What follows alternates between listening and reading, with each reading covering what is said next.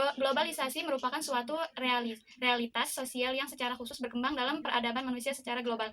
Seluruh aspek fundamental di dunia sedang terkontaminasi dengan globalisasi, mulai dari hukum sosial, ekonomi, hingga budaya, semua merasakan efek dari globalisasi.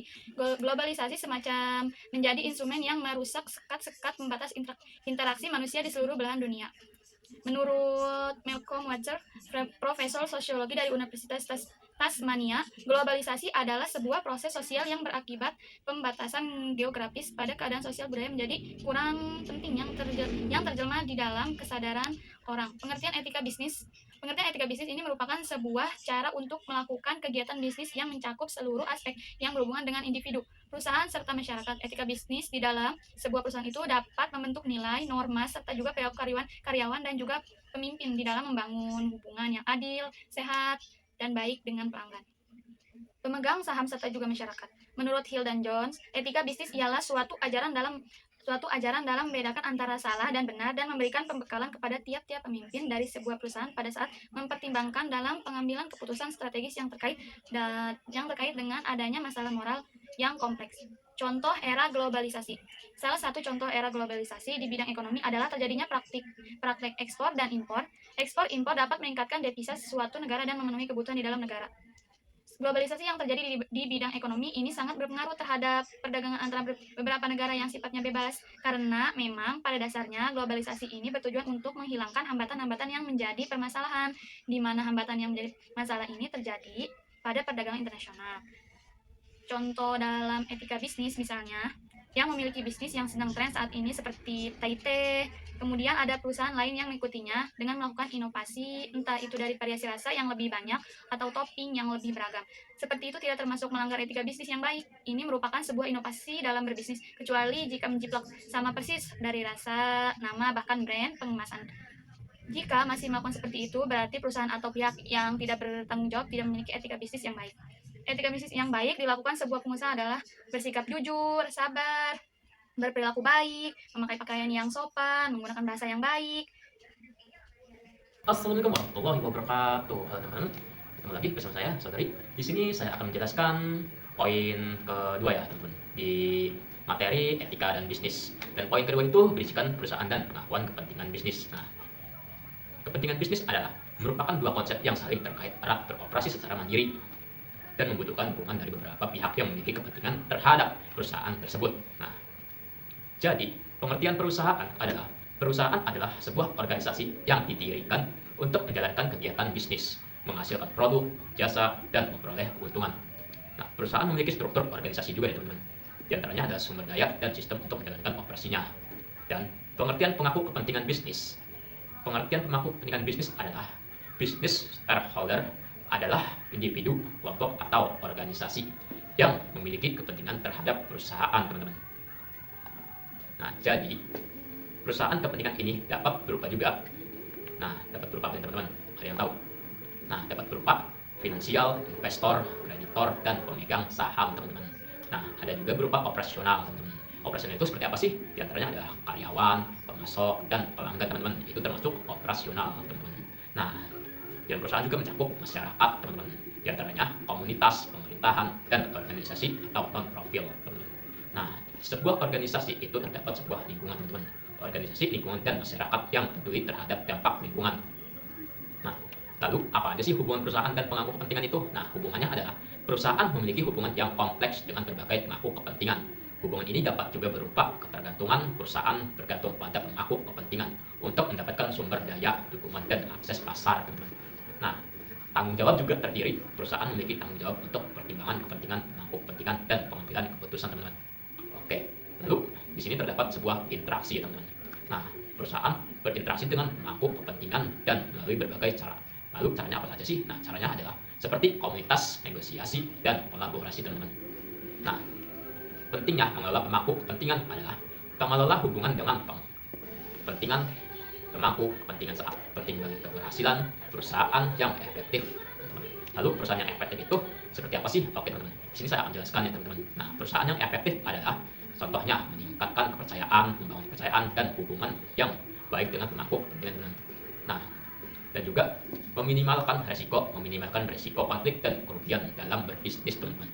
Nah, terdapat juga memperkuat citra dan reputasi perusahaan, teman-teman. Apabila reputasi perusahaan itu jelek, pasti bisnis juga akan jelek, teman-teman. Dan sebaliknya juga, apabila reputasi bagus, pasti perusahaan itu juga akan bagus dan berkembang, teman-teman. Nah, oke, kita lanjut, teman-teman. Nah, di sini terdapat meningkatkan keberlanjutan. Nah, meningkatkan keberlanjutan itu seperti bisnis dan dampak positifnya, teman-teman. Nah, dampak positifnya terhadap lingkungan dan masyarakat, teman-teman. Di sebuah perusahaan itu pasti terdapat dampak positif dan negatifnya, teman-teman. Nah, dampak positifnya itu seperti meningkatnya kinerja dan meningkatnya pegawai untuk berkolaborasi atau meningkatkan penghasilan si karyawan itu, teman-teman. Nah, lalu terdapat sebuah strategi manajemen pemangku kepentingan, teman-teman. Nah, beberapa strategi yang dapat diterapkan oleh perusahaan adalah untuk mengelola pemangku kepentingan juga, teman-teman. Nah, seperti identifikasi pemangku kepentingan, mengenali dan mengidentifikasi pemangku kepentingan yang relevan, teman-teman. Nah, terdapat juga menganalisis, teman-teman. Sebuah bisnis itu harus terdapat sebuah analisis, teman-teman. Apabila tidak analisis, pasti bisnis akan rugi ya, teman-teman. Nah, menganalisis kepentingan dan pengaruh setiap pemangku kepentingan. Nah, komunikasi yang transparan menjadi komunitas yang terbuka, transparan, responsif, dan pemangku kepentingan, teman-teman. Nah, jadi kesimpulannya dari sebuah poin nomor 2 ini dapat disimpulkan bahwa perusahaan dan pemangku kepentingan bisnis memiliki hubungan yang erat juga, teman-teman. Nah, memiliki hubungan yang erat dan saling mempengaruhi, teman-teman. Nah, mengelola hubungan dengan pemangku kepentingan secara efektif merupakan kunci keberhasilan suatu perusahaan, teman-teman. Apabila perusahaan yang tidak memiliki hubungan yang efektif atau tidak memiliki hubungan yang erat, pasti perusahaan itu tidak akan maju juga, teman-teman. Nah, dalam jangka panjang membangun reputasi positif dan berkontribusi pada kemajuan bersama, teman-teman. Jadi sebuah perusahaan itu jangan hanya mementingkan diri sendiri, tapi mementingkan juga kepentingan atau kemajuan bersama di dalam perusahaan itu, teman-teman.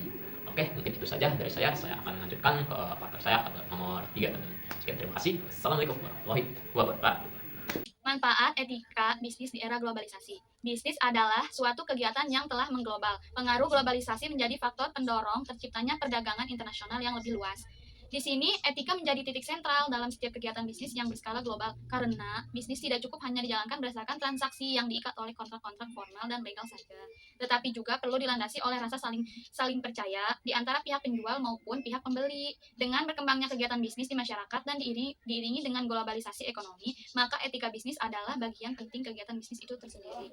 Kesimpulannya, dalam kehidupan masyarakat dikenal nilai-nilai dan norma-norma etis, begitu juga pada dunia bisnis pada umumnya. Bisnis perlu mengenal dan memperhatikan etika. Dalam dunia persaingan yang ketat, bisnis yang berhasil adalah bisnis yang memperhatikan nilai-nilai norma. Jadi, di antara etika dan bisnis ada relevasinya. Dengan begitu, adanya persaingan yang ketat antara pelaku usaha dan adanya prinsip ekonomi untuk memperoleh keuntungan sebesar-besarnya membuat para pelaku bisnis bertindak tidak jujur. Upaya perlindungan konsumen masih terdapat kendala-kendala antara lain karena rendahnya kesadaran konsumen akan hak-haknya. Guna melindungi konsumen dan produsen terhadap perdagangan dan luar negeri, pemerintah mengeluarkan Undang-Undang Nomor 8 Tahun 1999 tentang perlindungan konsumen. Sekian, terima kasih. Assalamualaikum warahmatullahi wabarakatuh. Nama saya Erva Siti Zahro. Saya akan menyebutkan beberapa teori etika beserta penjelasannya. Jadi yang pertama itu etika deontologi. Etika deontologi itu fokus pada tindakan itu sendiri, bukan pada hasilnya. Dan kedua itu tindakan dianggap benar jika sesuai dengan prinsip universal yang berlaku untuk semua orang. Dan contohnya itu berbohong, selalu salah, dan jika itu hasilnya baik. Dan yang kedua, etika utilitarianisme. Yang pertama itu menilai tindakan berdasarkan akibatnya. Dan kedua, tindakan yang menghasilkan kebahagiaan terbesar bagi jumlah orang terbanyak itu dianggap benar. Dan contohnya itu membohong boleh jika itu bisa mencegah konflik yang lebih besar. Dan yang ketiga itu etika keutamaan. Etika keutamaan itu fokus pada pengembangan karakter individu. Kebaikan terletak pada pengembangan keutamaan seperti keberanian, keadilan, dan kebijaksanaan. Contohnya itu orang yang jujur akan selalu berusaha jujur dalam segala situasi. Relevansi dalam kehidupan sehari-hari. Teori-teori etika ini sangat relevan dalam kehidupan sehari-hari karena membantu kita yang pertama membuat keputusan. Jadi ketika dihadapkan pada dilema moral, teori-teori ini dapat memberikan kerangka berpikir untuk memilih tindakan yang tepat. Dan yang kedua, memahami tindakan orang lain. Dengan memahami berbagai perspektif etika, kita dapat lebih memahami mengapa orang bertindak seperti yang mereka lakukan itu. Dan yang ketiga, membangun masyarakat yang lebih baik. Etika memberikan dasar untuk membangun nilai-nilai bersama dalam masyarakat. Contoh penerapan di tempat kerja. Etika bisnis membantu karyawan dan perusahaan mengambil keputusan yang adil dan etis. Yang kedua, dalam hubungan interpersonal. Etika membantu kita membangun hubungan yang sehat dan saling menghormati. Dan yang ketiga, dalam kebijakan politik. Etika membantu pemerintah membuat kebijakan yang adil dan bermanfaat bagi bagi masyarakat. Dan kesimpulannya, pengetahuan tentang teori-teori etika sangat penting untuk hidup yang lebih bermakna dan bertanggung jawab.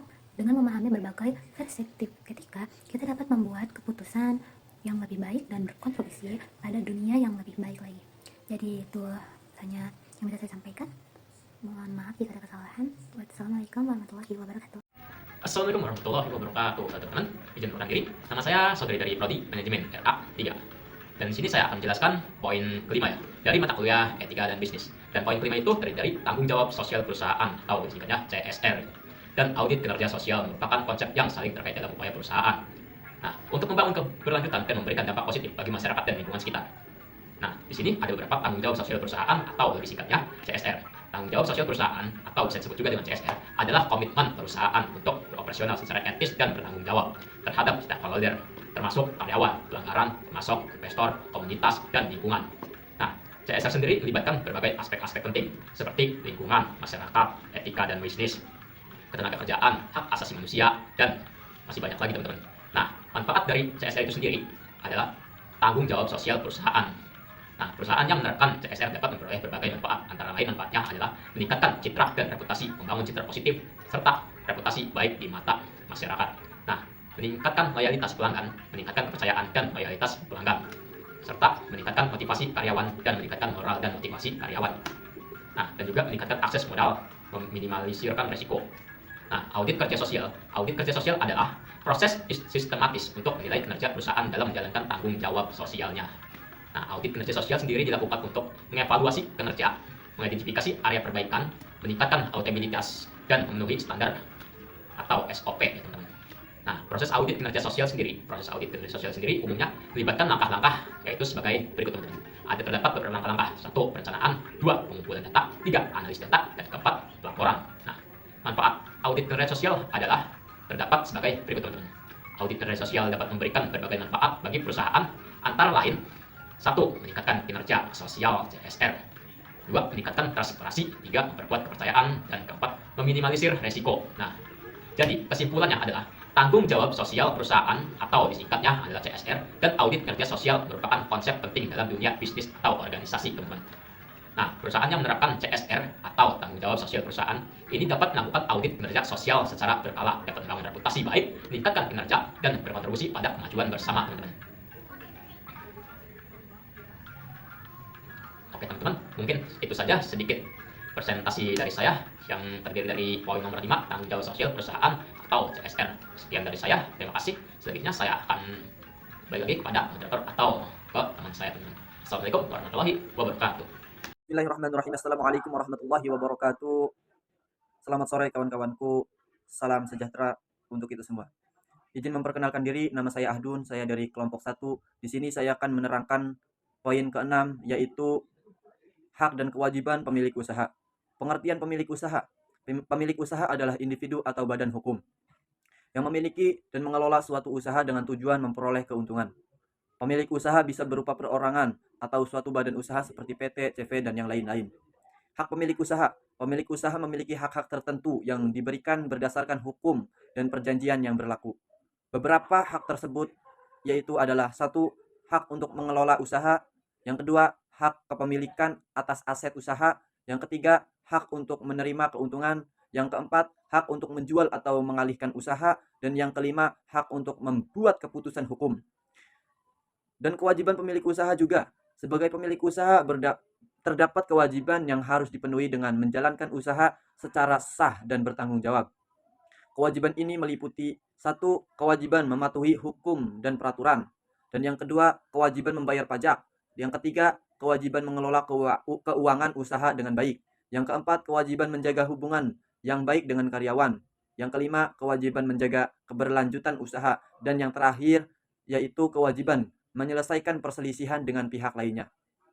Dan kesimpulannya, pemilik usaha memiliki hak yang memberikan kebebasan dalam mengelola usaha dan memperoleh keuntungan.